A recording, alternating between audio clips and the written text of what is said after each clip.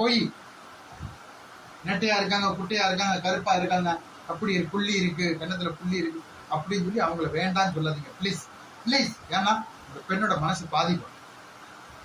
ஏன்னா நீங்க மட்டும் வேண்டாம்னு சொல்லாம இன்னும் உங்களுக்கு முந்தைய நபர்கள் யாராவது 1-2 நபர்கள் வேண்டாம்னு சொல்லி போயிருந்தா திருமண வாழ்க்கையிலே அந்த பெண்ணுக்கு ஒரு சிரமம் ஏற்படும். கல்யாணம் பண்ணான வேண்டாம்ங்கிற ஒரு சூழ்நிலைக்கு அவங்க வருவாங்க. அவங்க வர்றதுக்கு நீங்க காரணமா ஆகாதீங்க.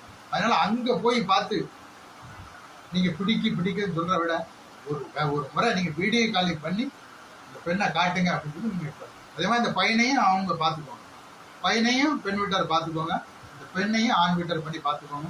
அதுல உங்களுக்கு பிடிச்சிருந்தா ஓகேன்னு சொன்னா நீங்க அங்க போங்க, அவங்களும் இங்க வாங்க, இங்க இருந்து அங்க போங்க, அங்க இருந்து இங்க வாங்க. கடைசியில குடுக்கல் வாங்கல் ஏதாவது இருந்தா அந்த பெண் பார்க்க போறதுக்கு முன்னக்கூட்டி நீங்க கேட்டுக்கோங்க. அவங்களால கொடுக்க ஏற்கனவே இது சம்பந்தமா நான் முன்னால சொல்லியிருக்கேன், அதை பின்பற்றுங்க. இருந்தாலும் நாங்க பின்பற்ற மாட்டோம், நாங்க என்ன நினைக்கிறோமோ அதை தான் நாங்க செய்வோம். இஸ்லாத்துக்கு கட்டுப்பட மாட்டோம், மார்க்கத்துக்கு கட்டுப்பட மாட்டோம், அல்லாவுக்கு பயப்பட மாட்டோம்னு சொன்னா நாங்க இவ்வளவு அமௌண்ட் வாங்கி தான் நீங்க திருமணம் பண்றோம். அது நீங்க மறுமையில பயிர் சொல்லிக்கோங்க.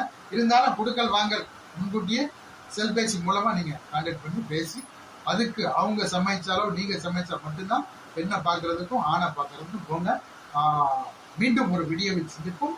அஸ்ஸலாமு அலைக்கும். இஸ்லாமிய திருமண தகவல் மீண்டும் ஜாபர் கான். அஸ்ஸலாமு அலைக்கும்.